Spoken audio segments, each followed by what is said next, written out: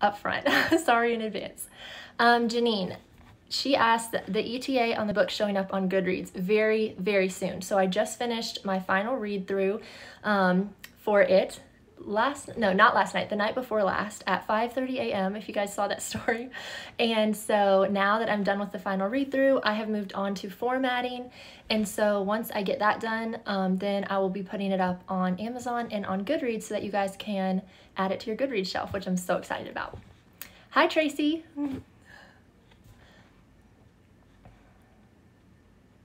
So there's a lot of stuff coming towards the end of this month and then in January and February up until release. And then I'm going to be announcing the release date very, very soon. For those of you that have been following me for a while, I was supposed to publish this book in August. That was the plan. But because of COVID and this huge rewrite I did, I moved it. And so I haven't announced the official release date yet. But I do know what it is, and so I'll be sharing that very soon. Hello. I'm excited too, Tracy. I'm so glad you're here.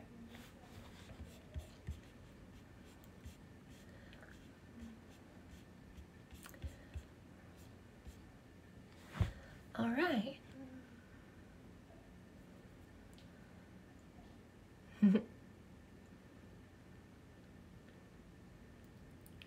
All right, I'm gonna wait like one more minute. Does anyone have any like smaller questions they want to ask while I wait to get into all of the longer questions?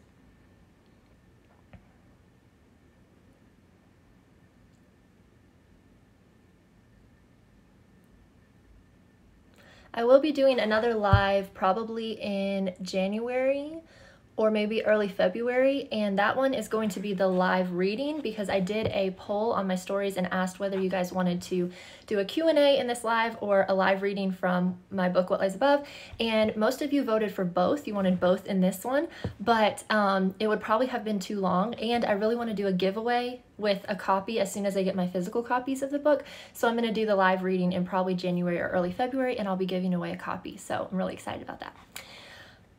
Tracy asked how my day has been. It's been really good. I haven't really done that much, but it's been really good. I've been looking forward to doing this, so I'm really excited.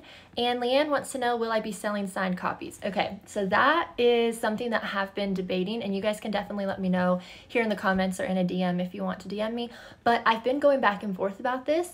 I really would love to do signed copies. That's something that I really want to do, and especially because I'm hoping to have a hardcover edition. I would love to do like some kind of, it's going to be a special edition, and so it will have extras in it and character art and deleted scenes and things, and so I would love to do something with signed copies. So that is my plan. I don't have all of that worked out yet, but hopefully, yes, I will be doing signed copies.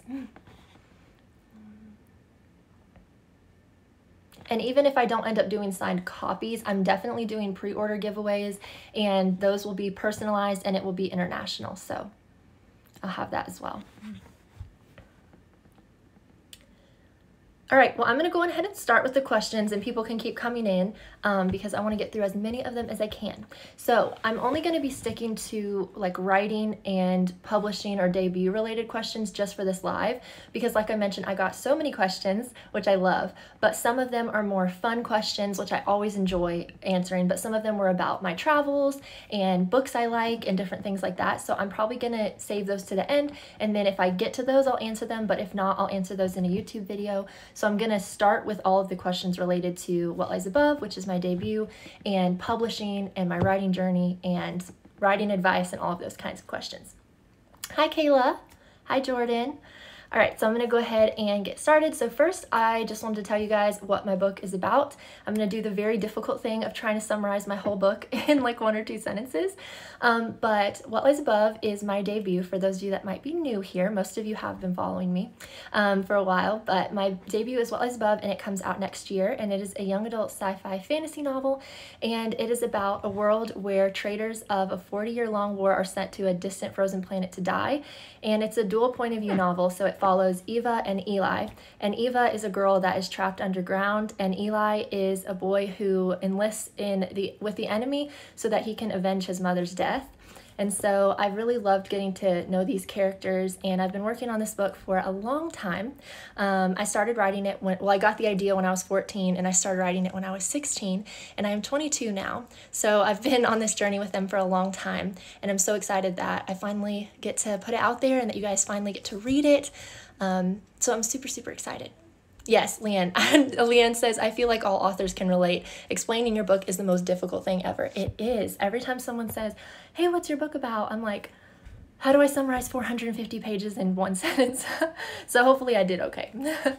But, all right, so release date, like I said, is coming very soon. I will be announcing that in the next, I think, 2 weeks. I already have the post ready and everything, but I can't remember exactly what day it's coming up. So I'm super excited. On the day that I announce my release date, I'm also going to be sharing some character art that I did, which I'm so excited about. I can't wait for you guys to see it. And that will also be one of the pre-order goodies, like giveaways that I'm going to do. So if you pre-order the book, then you'll get a print of the character art. So I'm super, super excited. Thank you, Tracy. She said the plot sounds amazing. Thank you. All right, so let's jump into the questions. The first question is from Rachel Marie at the Classical Bibliophile, who is here. So hi, Rachel. And she wanted to know, when did you know that you wanted to be an author / when did it become more than just a hobby? So there's another question later on that's about my publishing journey. So I'll try to make this one shorter and then I'll get into that a little bit more later. But I knew that I wanted to be a writer, or at least I loved writing ever since I was little. And so I was always writing little stories. I'd have little composition notebooks. I remember this one story I wrote, and it was about these 2 little mice that lived underground and they had a little family, and I would just write all kinds of little stories. But whenever I knew that I wanted to pursue writing more seriously was when I was 12, and that's when I started my first novel, and I finished that when I was 14. And the reason that I wanted to be an author, or I thought that I could do it, was because I loved to read whenever I was younger. But I remember reading this one series, which is one of my favorite series, and some of you might have heard me talk about it. It's called The Shifter by Janice Hardy. And whenever I finished that book, I remember just closing it and sitting on my bed and thinking to myself, I could do this. Like, I could be an author. I want to write a story. And so I started writing my first book. And then a few years later, I wrote What Lies Above. And then a few years after that, I wrote my 3rd novel, which I do plan to publish after the What Lies Above series. So that's kind of how I knew I wanted to be an author, was just from loving books and from reading that one story that really motivated me to want to write my own. And ever since then, I've loved it and I've never stopped. Hello, everyone that has joined since I was answering that question. Okay, so I hope to answer your question, Rachel. The next question comes from Sarah, and her handle is Sarah K. Ruiz author, I think. And she wanted to know what led me to choose to write YA, young adult books. Honestly, this is an interesting question because I also have written some picture books, but I don't know if I will ever publish them. I would like to in the future, but I always just was drawn to young adult books because that's what I loved to read even when I was young. The Hunger Games is my favorite series, and so I would read all of these young adult books. I did enjoy middle grade also, but I really love the content of young adult and the age and kind of the lessons that are learned. And especially with What Lies Above, there's a little more violence in the book than I think would be good for middle grade. It's not an overly violent book, but there's definitely more mature themes in there. There's themes of loss and redemption and freedom and love, and I've always just been drawn to young adult books, reading them and writing them, and so I don't know if I would ever try middle grade. I really think my heart is in young adult, but I have written a few picture books, so maybe one day I'll be able to publish those. All right, Lizzie at Lizzie Author wants to know how many books are in the What Lies Above series. So there are 3. It's a trilogy, and I'm about to start writing book 2, which I'm super, super excited about. I have already plotted it. It's ready to go, so I'm so excited to be jumping in because I have not drafted a book in 2 or 3 years.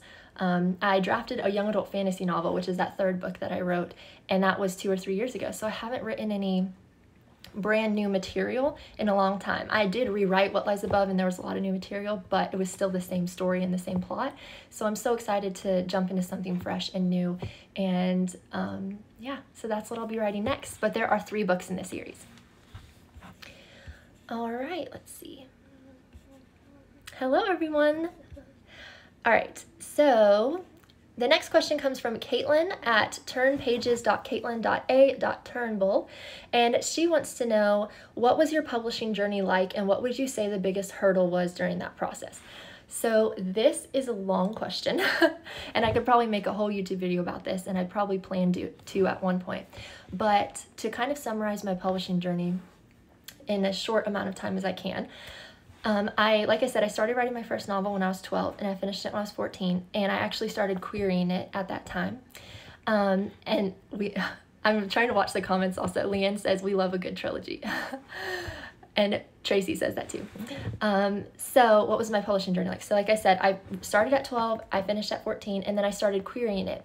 And agents were so kind to me because I was pretty young, but they gave me so much amazing advice.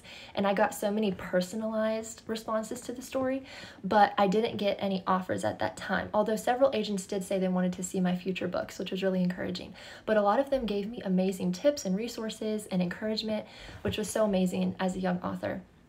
Then I wrote What Lies Above when I was 16, and I finished it when I was 18, and I finished it when I was 17, and I started querying it right before my 18th birthday.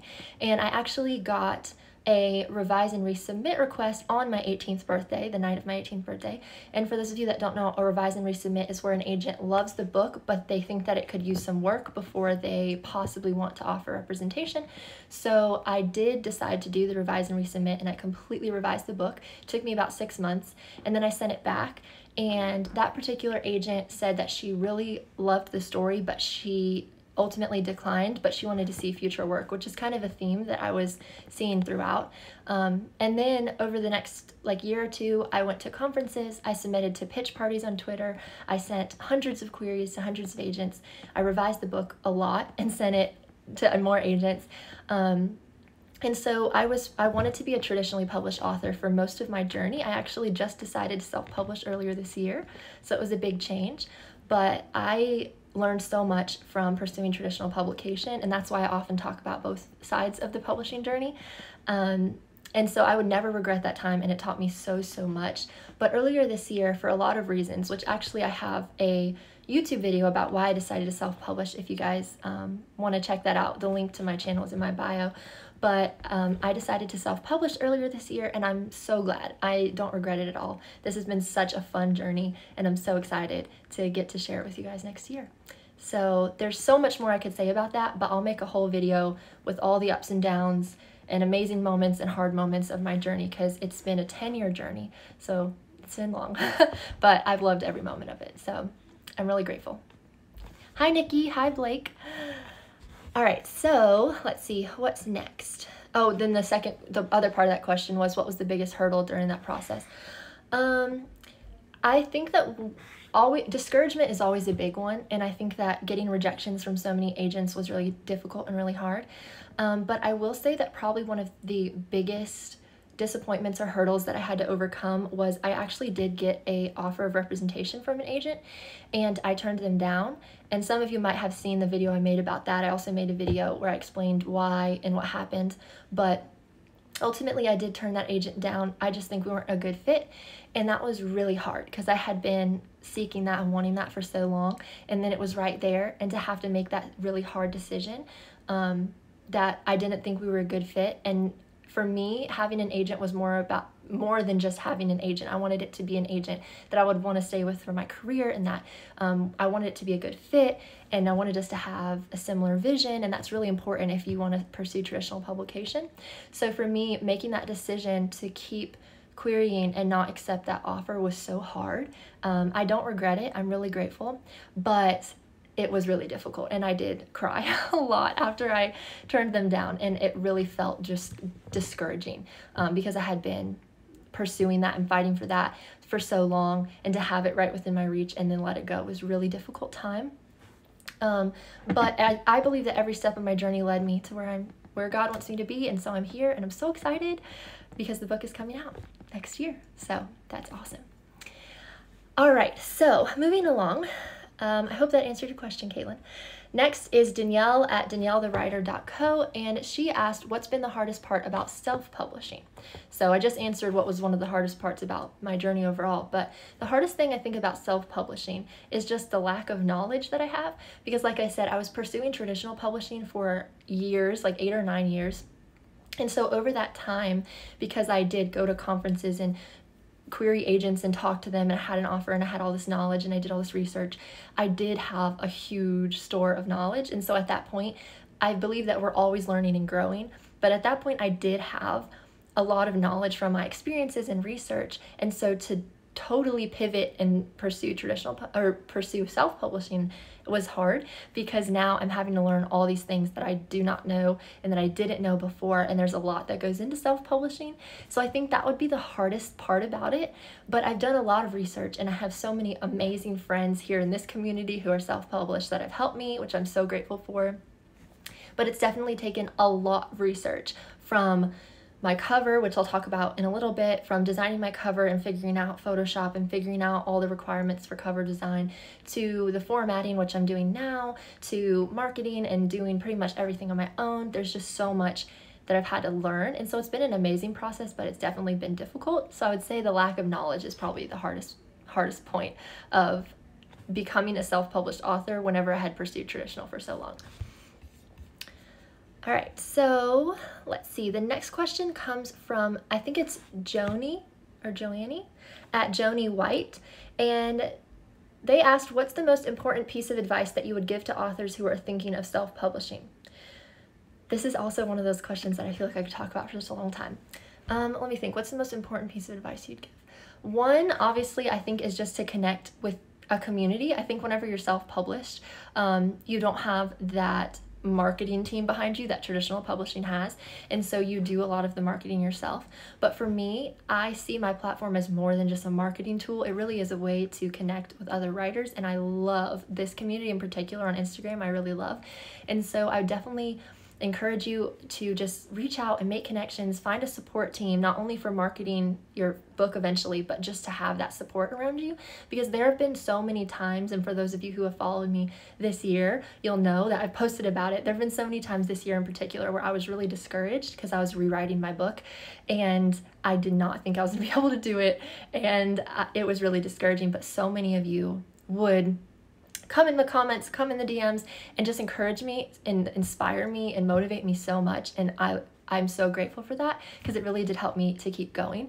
So one piece of advice is just to find your community, not only for marketing, but for that support.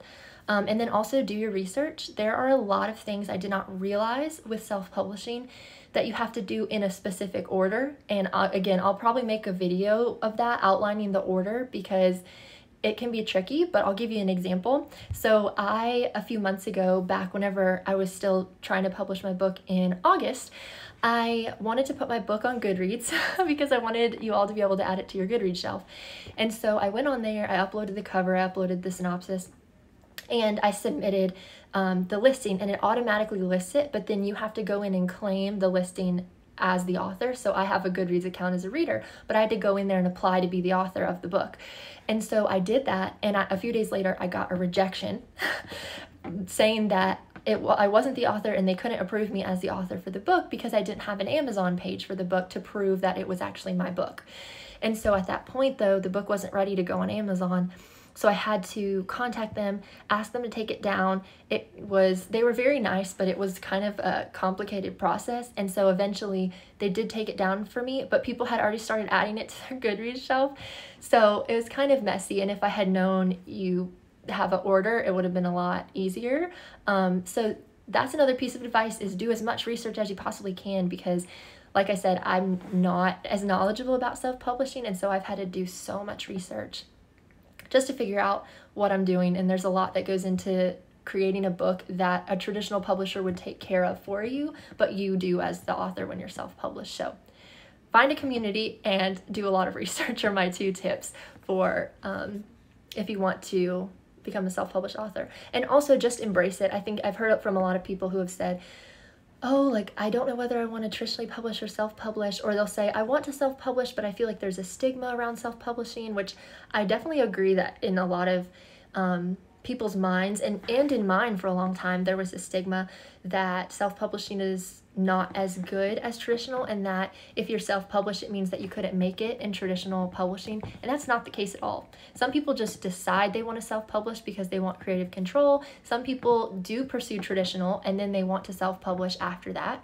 There's a lot of reasons, but I would say just embrace whatever choice you make and realize that self-publishing is just as good as traditional. It's just 2 different options and 2 different journeys, but neither one is better or worse than the other. Trust me, they both have pros and cons, And someone did request me to make a pros and cons video for traditional and self-publishing, kind of comparing them.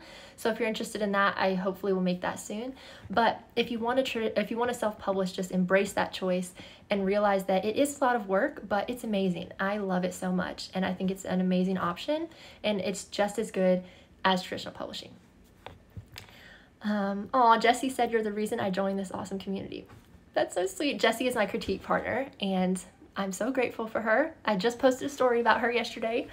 But yes, thank you so much, Jessie. That's so sweet. All right, so, oh look, now it's time for Jessie's question. That's funny. So Jessie, she asked, who is your favorite character in the book and why? Okay, so now we get to start talking about the book a little bit more. So my book is a dual point of view, and it's Eli and Eva are the main characters. And so I have a lot of secondary characters that I also really, really love. One thing that I really wanted to do with the book was make sure that all of the secondary characters have just as much depth and have an entire life and an entire story outside of the main story. So I think a lot of times with books, it's easy to focus on the main character or the main characters if you have multiple point of views, and you bring in other characters to supplement that, and they kind of just come in and out as they're needed. But I wanted to make sure that those characters stood on their own, because I think for each of us, if we think about our lives, we're the main character in our own life, but everyone around us is living their own lives. They're the main characters in their own lives. And I kind of wanted to bring that into my book and have the secondary characters be really fleshed out and have their own stories going on. So it's hard for me to pick, because I think each character has so many things about them that I love. I think with my two main characters, I love them both, but for different reasons. Eva is really, in the beginning, she's more innocent because she lives underground. She's been in the city. She's been contained. She hasn't seen anything outside of her world. And so that's such a contrast to Eli, who he's in the military and he's seen a lot of death and violence, and so their lives and their experiences are so different, and because of that they react to things very differently. And so Eli is a lot more of a morally gray character versus Eva, who really has that conscience that pushes her to do everything. And so just watching them and how they kind of grapple with all these things that I throw at them is really has been really interesting and amazing to watch. So I love both of them for different reasons. But I would also say that, like I said, the secondary characters, I love them all too. One character in particular that I love, her name is Jess, which I did name after my critique partner, Jessie. But her name is Jess, and she has a disability, so there's disability rep in this book, and I love her. I added her in a later draft of the book, and she just grew into such a strong character, an amazing character, and I'm so, so excited to get to share that with you all, because some of you in this community have helped me because you do live with a disability, and I'm so grateful for that. And I got to just learn more about that and hear all of your experiences, and then make her a part of the book, and she's a big part of the book, and that was really important for me. So I'm really excited for you guys to get to meet her. So she's probably one of my favorites also. All right, hello Kiera, hello everyone that joined. All right, so I didn't give you one character, Jessie. I'm sorry. It's very hard for me to choose my favorite character. I love them all for different reasons, but I'm really excited to get to share the story and see what characters you guys love, because I feel like each character has something really unique about them, and so I'm really excited for you guys to get to meet all of them. And I will be doing a like pretty soon, I'm gonna put in my stories some like meet the character kind of things. I have a theme song for some of my main characters, like each one has their own song that I think really embodies them, and so I'm gonna share some picture inspiration and their theme song and everything, so you get to meet some of them soon also. Hello Victoria, hello everyone that has joined. All right, so moving on, there was a lot of questions about my favorite scene from the book. So a lot of you asked, like, what's your favorite scene? What's a scene that you stood out to you? What's the most emotional scene? What scene, you know, was your favorite to write, and all of that. So because there were so many requests for that, I think that I want to do a whole video, or at least like a story about it separately, because I want to think about that one a little bit more. There's a lot of scenes that I really loved writing, scenes I cried during, scenes I smiled during, and just connected with. So I'm going to save that question, or those questions, and do something later with that, since that would take me quite a long time to talk about, I think. Let me see. Someone said, somebody said, I love how your main character's names jive, instantly making me wonder if there's going to be a love interest there. No spoilers on that. I guess you guys will have to read and see. Okay, so the next question is from Ranger at Ranger18 Piano, and they asked, are you a plotter, pantser, or in the middle? So I am, well, let me start with what I used to be. With my first book and whenever I started writing What Lies Above, I was a pantser all the way. I would just jump in, start writing, and then I would get about halfway through, and then I would hit a wall, and I would have to back up and then kind of plot my way through to the end. But since I have now written and am releasing What Lies Above, and since the second book will be releasing and I'm on more of a deadline, I have plotted out the whole second book before I started writing anything. And so it actually is so helpful. I use the save the cat beats and kind of make sure it's on the right structure, which I did not do for my first two books, and it's been so helpful for me to be able to make sure that all the plot points are right and to make sure that I don't leave any loose ends. And it saves a lot of time with editing, because normally I will just draft whatever I want and then I fix it all in editing. But with What Lies Above, I spent like 6 years editing it, so I can't obviously spend that much time with book 2 because you all will want to see it sooner than 6 years after the first book. So I did plot the entire second book, and I plan to be a plotter from now on because it's just much easier for me to make sure that I'm getting all those plot points right. And I like to include a lot of twists and plot twists in the novel, so it's much easier for me to write everything out and make sure that all of those are lining up. But I was a pantser for a long time. All right, Janine asks about the inspiration for my characters. So like I said, I'll be sharing some character bios and different things about the characters pretty soon, so you get to meet all of them. But in terms of where I get inspiration for characters, sometimes it's people in my life. Sometimes it might just be a name. Like I told you, I named my character Jess after my critique partner. So sometimes it's just a name, but a lot of times inspiration, it will be based on kind of a role that I want in the story, and then I'll build a character based on that. So it's kind of hard for me to explain where I get inspiration. It comes from everywhere, from people in my life, or just, like I said, a role that I want them to play in the story, and then I start to create a character around that. But like I said, I really flesh out my characters to have an entire backstory. Even if I never share the whole thing with you all, it's in my mind so that it will kind of weave in and out of the story, just to make sure that those characters are really fleshed out and that they're not just that cardboard cutout helping the main characters in the story. I want them to have their own depth and their own struggles and their own conflict as well. Hello, Kim. Hi. All right, so let's move on to the next question. So the next question is from Kayla at Kayla Johansson Books, and she wants to know, how did I create my book cover? All right, so this is a question that I get a lot, and I am going to do a tutorial for you guys to show you, probably in a YouTube video more in depth, but I will just explain here. So I did create my own book cover. I knew what I wanted it to look like, and I actually, interesting story, whenever I designed my cover, the design that it is now was the first thing that came to my mind. I designed it exactly that way, and then I never changed it, which I think is interesting, and I was worried that eventually I would get tired of it, but I never have. I still love it. I think it's so perfect for the story. And so that was really fun. But I did design my own book cover. I designed it in Photoshop, and this was one of those situations where I messed up because I didn't have that knowledge that I was talking about earlier. And so I originally designed the cover in Canva, which, for those, if you guys use Canva, that's what I use to make all of my graphics. But I originally designed it in Canva because that's what I was used to using. And this is one of those things where I'm going to warn you guys, if you see, like, when you're researching, someone say, or multiple people say, don't do this, a lot of times, especially if they're already published, self-published, I would listen to them, because I was one of those people where I was like, I heard everyone say, don't use Canva to design your book cover for the actual published version. And I was like, no, it's okay. I'm just going to do it. Like, it'll be fine. I know how to use Canva. But the reason that they say that is because Canva is not made for printing quality because of the pixels and all of that. And so there's a lot of technical terms that I don't want to throw at you guys, but because of the way that it's printed, Canva is not meant for that really high quality book cover printing. And so I had made this cover, and I actually did a cover reveal earlier this year with that file. And then I started researching and realized that you can't use Canva for like high quality printing like that. And so I had to go into Photoshop and recreate the entire cover in Photoshop with the right like pixels and the right coloration. And there's, like I said, a lot of technical terms. There's 2 color palettes you have to use, RGB and then CMYK for printing.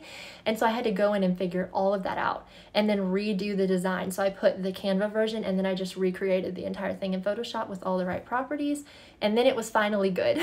So it's good. I have all the files, the right pixels, everything for printing, but it was very complicated because I didn't do it right in the beginning.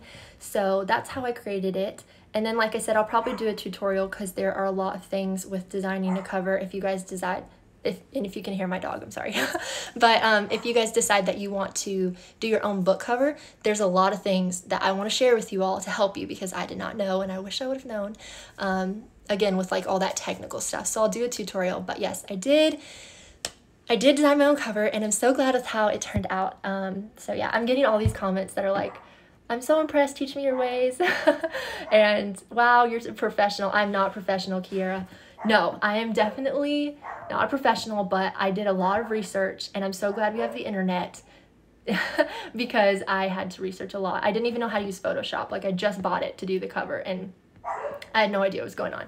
So Kiera says, tell Gracie I said hi, which is my dog. Yes, she and my sister's dog, they're talking. Okay, so let's see. I hope that answered your question, Kayla. But like I said, I'll do a tutorial because it's very complicated and there's a lot of things that I want to share with you all about that. The next question comes from Isabella at Isabella's Bookshelf, and she wants to know, do I have a marketing plan for my release? Yes, I do. So I did a marketing plan earlier this year and put it on my YouTube channel, but it completely changed since I changed the release date.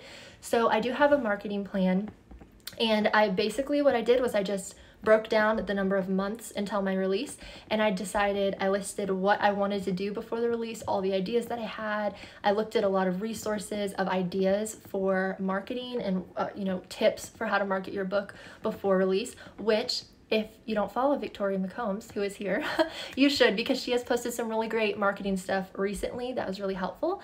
And so I've, following people here, I've gotten ideas also. And so I just wrote down all the ideas of what I wanted to do before my release for marketing. And then I decided what month I wanted to do what thing. So arcs and giveaways, character art giveaway, like print, pre-orders, just everything that I wanted to do. And I also researched how long it would take.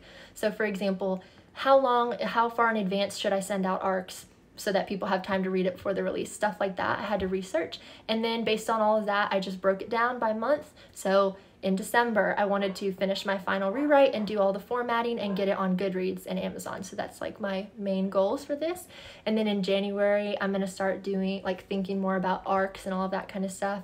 But those won't be sent out until probably February. So I just broke it down by month and decided what I wanted to do in what month, but I do have a marketing plan and there's a lot in it, and I probably will share some marketing tips soon, like ideas for how to market your book and ideas for how to get people interested in your book without being overly spammy, because that's definitely a balance I think with this community that you have to walk, or you don't have to, but that a lot of people feel like they have to walk. So one thing though that Victoria said, since I was mentioning that I've learned a lot from her, she recently said is that she follows thousands of people, but she only knows what 10 people are actually writing at any given time.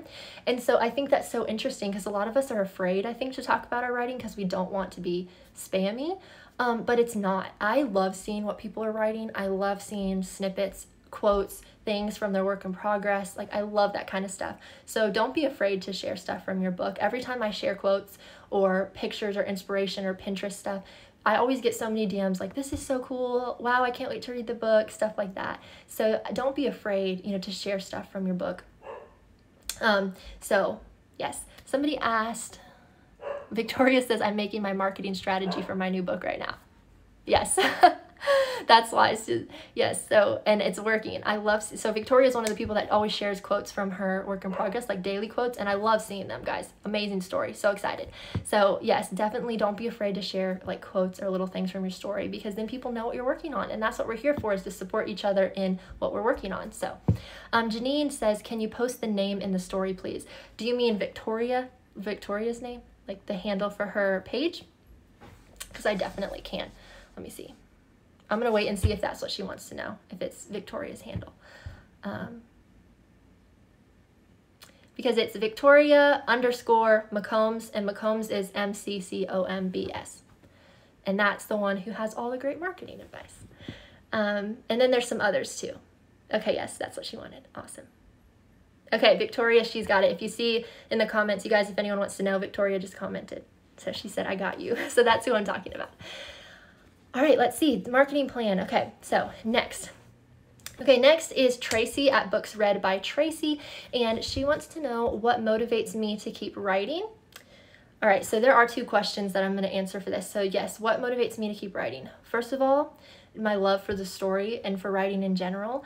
I love writing, and so that motivates me to keep going even in the discouraging times. A lot of times what I'll do when I'm really discouraged is go back and read part of the story, and a lot of times it just reminds me, especially if I hit a scene that I really love or that really connects to me, it reminds me of why I'm writing the book. And so that will motivate me. This community motivates me so much.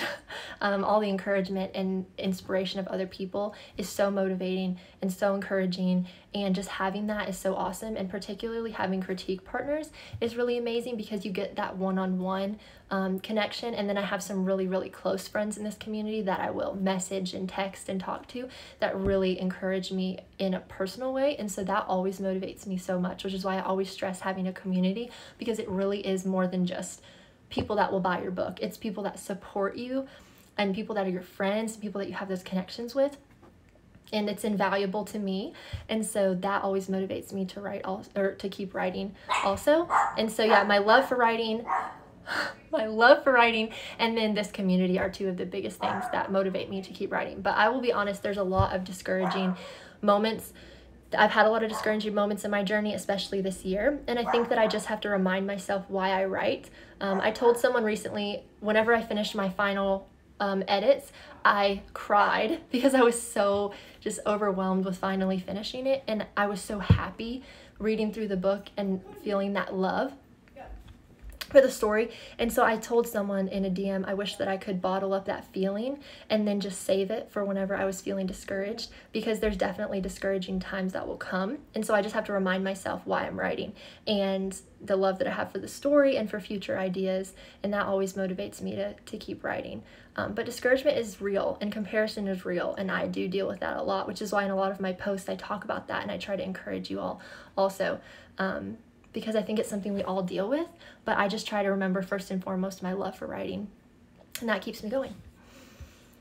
All right, and then she also asked another question. She said, what is some advice for how to come up with plot twists? So I love plot twists. I love them. I include them in all of my books. What Lies Above is very twisty, especially across the series. There's a lot of things I introduce in the first book that doesn't come up until the second and third books. But I was thinking about this question for a long time when I saw it come in, because it's really hard for me to give advice for how to create plot twists. I did come up with a few ideas though. First of all, read a lot, or read as much as you can. I don't read nearly as much as I wish that I could, but I've noticed that I've been reading a lot more this year, and especially over the last few months, and it's really helped my creative juices to get to flow with plot twists, because I look at other authors and things that they do, and even though I'm definitely not encouraging copying or plagiarizing, it's just a way to help you see another author and what they did, and a lot of times it can give you ideas for how to take that and apply it in a completely new way to your writing. So read a lot is one. Ask a lot of what if questions. This is something I do. So I'll have an idea, especially when I'm first plotting a book, and I'll say, okay, well, why does this happen, or what if this happened? And I'll kind of start to take it on that path of, ooh, what if I did this, and then how can that connect back? And then that leads into the third point of try to create, if you have a series like I do, I try to create tie-ins between all the books. So I'll introduce something in the first book, and I won't answer it until the second or third book, because then by that point, your reader will be like, ooh, maybe they forgot about that detail, but now it connects through. And so it feels more like a twist because they almost didn't see it coming, versus if you just tell them everything in the first book. You want to kind of create that suspense and tie through all of the books. If it's a standalone, then obviously you would just tie the points through within that book. So try to drop little hints. Don't give your readers all the answers at one time. Leave them guessing. Keep that suspense, and then make sure you tie up that loose end though later, because then you don't want to have a plot hole. So that's one way with with twists is just don't give your readers all the information. Kind of keep them in suspense, keep them guessing, and leave things and then answer them later in the series or later in the book. So that's all I've got for right now, but that's a really good question. I'll think about that more and maybe do like a post or story about it, because I love plot twists and I wish I could give you guys even more tips for that. So, okay. Hi, Katie. All right, so the next question comes from Cassie at Author K Dunn, and she wants to know how I make my graphics for like Instagram and for my announcements. So the graphic I actually made for this Instagram live is what she's talking about. So I make all of them in Canva, and I recently did a tutorial on YouTube about how to make Instagram highlight covers on Canva. So if you just want to see what Canva is like, you can go and watch that, and I kind of show you how to use it to make the Instagram highlight covers, but you can use that exact same tutorial to make a graphic. You would just use different pictures. And so yes, I do use Canva. I go in there and then whatever I want to do. So for example, the Instagram live, I just put a picture of myself, my author photo, picture of my cover, and all the information. And so I love Canva. I use it all the time. I do have a pro account, so I pay, I think it's $13 a month for a pro account, and it gives me access to a lot of features, but there is a free one that I used for a long time, and it's perfectly good for using it for making graphics. The reason that I normally pay for the pro one is because it gives me a lot more images, a lot more features, and there's also one feature where you can make the background of an image transparent, which means that you can then save it and like put it on top of anything. So for character art or for like cover stuff, like things where I want the image to have a transparent background, it's really cool to be able to use that, because then I can just transpose it onto anything and it will never have like a white outline or anything like that. So that's one of the reasons I do pay for the pro account, but you don't have to. You can use Canva for free, and it's an amazing resource. So that's how I make all of my graphics. All right, and then the final question that I had for this is, well, there's a lot more questions, but this is the last one that I marked, so I didn't run out of time, was do I read any writing craft relating books, and do I recommend any? So I have never read a writing craft book, like that I bought and read, a physical book, but I have so many amazing resources that are online, videos, articles, websites, lots of things that I have used for research and for improvement. I am on AuthorTube, and then I watch a lot of AuthorTube videos, like I said, for my research, so that's really has been an amazing resource. And then there's a lot of websites that I use as well, so I can definitely share that, like make a post or something with all the resources if you guys would like that, if that would be helpful. So but I haven't read any physical books. I do know that there are a lot of people who like the Save the Cat Beats book. I do use the Save the Cat Beats, but I just used the online PDF, so I guess in a way that's kind of like the book, but she has a PDF on her website, and so I used that, and there's examples and everything in that, but I don't own any actual writing craft books. But yes, I can definitely recommend some resources. Save the Cats is awesome for structuring. There are some other outlining methods that you can use. I made a video about it. I made a video about 3 of the most common ones. I think it's the snowflake one, the 8-point arc one, and then Save the Cat Beats. And Save the Cat is definitely by far my favorite, and it helps me to just structure my novel. But like I said, I use that as an online resource, not a book, but there is a book of it, so I would recommend that. It's very helpful. And a lot of authors use it, traditional and self-published authors. All right, so that was all the questions that I had. There are other questions in here, so I guess I can answer some of those, or if you guys have any questions that have popped into your head from now, you can just put them in the comments and I'll keep an eye on them, because some of you have been sending like little questions as I've talked, if anything sparks in your mind since you guys are here. So if you have a question or something, you can just leave a comment, but I guess I will try to answer a few more of these since we have a few more minutes. All right, let me scroll through and see. Oh, here's a good one. Okay, so Sarah asked, how did you come up with your debut idea? So I just did a post about this recently where I talked about where it came from. And so there, I think it's in a little bit more depth. It's the post that is like me holding the computer in front of the trees, if you guys want to go to my feed and look at it after this. But the way that I got my debut What Lies Above idea was actually from a science textbook, which is really funny, and this just proves that inspiration can come from anywhere, because in the 9th grade I was reading this science book, and it was talking about global warming, which my book has nothing to do with global warming at all, but it sparked an idea in my head related to the weather. And as I said, the book takes place in a world where traders are sent to a frozen planet to die. And so I was reading in this science book, and it had to do with a frozen planet. And so I just got this idea of, what would happen if there was a frozen planet? Why would people be in this world? And I started building it and building it and building it from there. So that's how I got the initial idea. And then the plot totally took its own direction from there, because like I said, it has nothing to do with global warming. But that initial idea of a frozen planet always stuck with me. And I just built like a shell from there, just adding layer and layer and layer and layer to the story. And one thing that I wanted to mention, is with editing, it's so interesting with this book, because when I first wrote the first draft, it is so different than the final copy. And it's interesting because I had beta readers who are still some of my closest friends here in this community who read the first draft, and they haven't read it since then. And I'm excited to see what they think, because it has the same core story, but pretty much everything is different, because I have rewritten it probably 10 times, at least 10 times since then. But actually, Eli was not a point of view character. I originally wrote the book only in Eva's perspective, the whole story, and so it was shorter.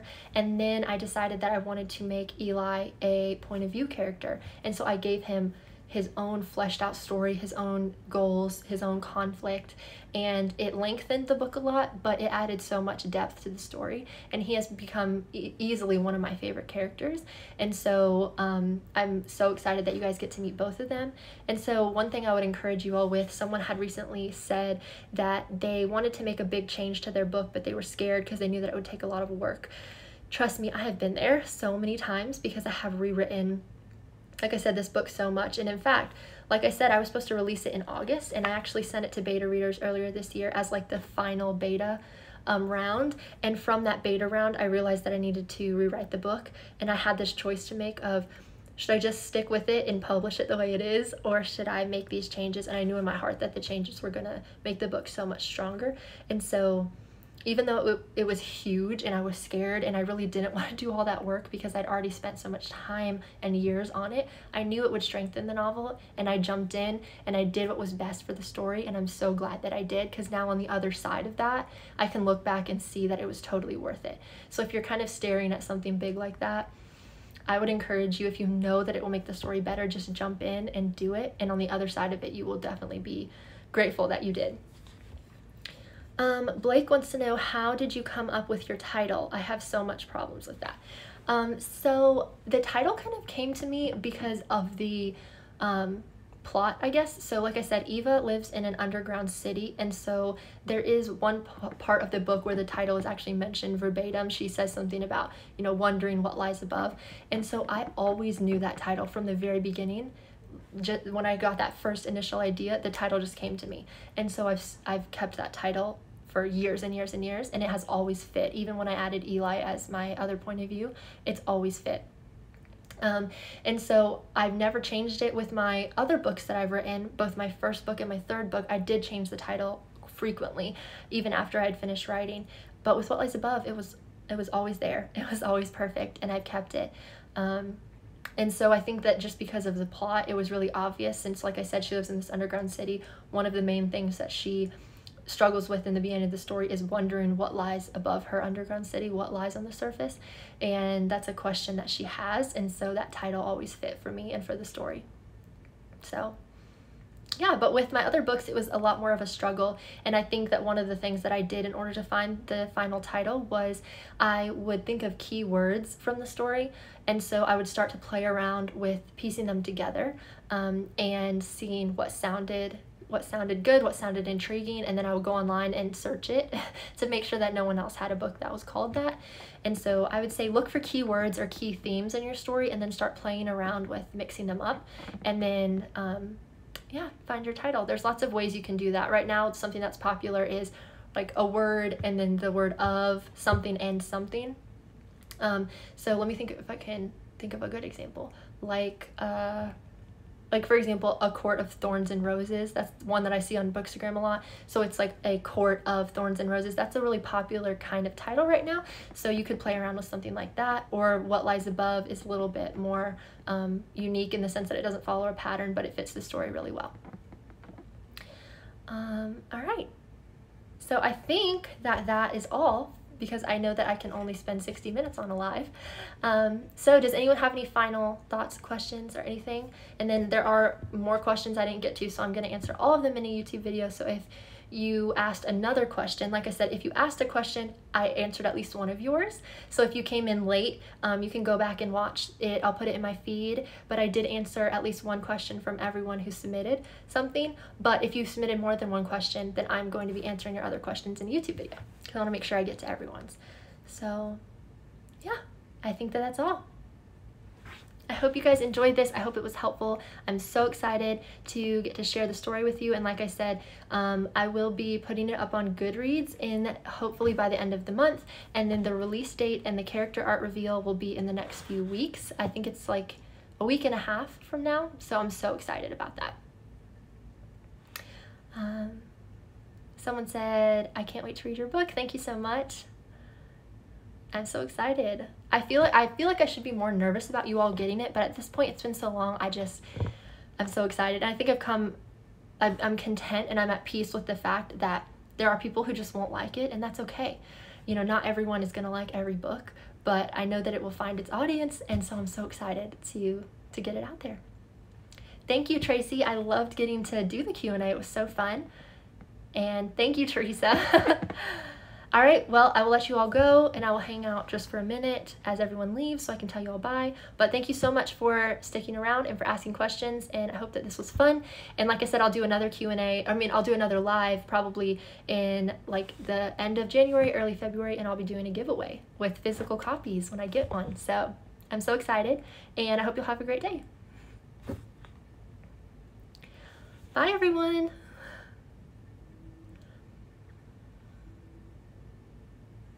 Bye.